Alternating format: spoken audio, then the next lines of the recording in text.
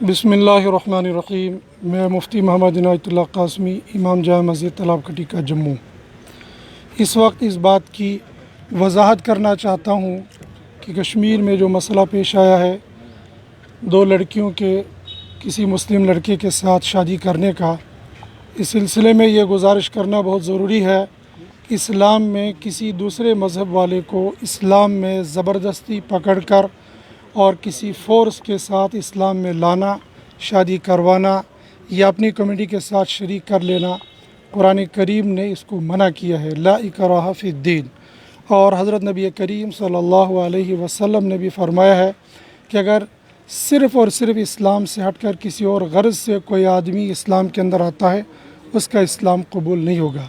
लिहाजा इस वक्त जो मसला पेश आ गया है वो किसी का ज़ाती मसला हो सकता है, कुछ और हो सकता है, लेकिन इस्लाम के साथ न ये जुड़ा हुआ है और न इसको इस्लाम के साथ जोड़ना चाहिए।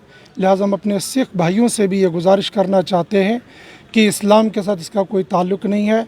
हम आपके साथ खड़े हैं, आप हमारे साथ खड़े हैं। जैसा आप हमारा ताउन करते हैं, हम आपका ताउन करते हैं और करते रहेंगे।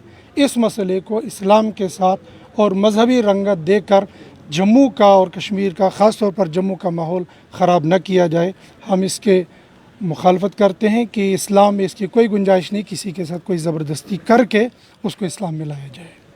एडमिनिस्ट्रेशन के लिए क्या मैसेज रहेगा? एडमिनिस्ट्रेशन से हम गुजारिश करना चाहेंगे कि इस मसले की तहकीक की जाए कि असल मसला क्या है।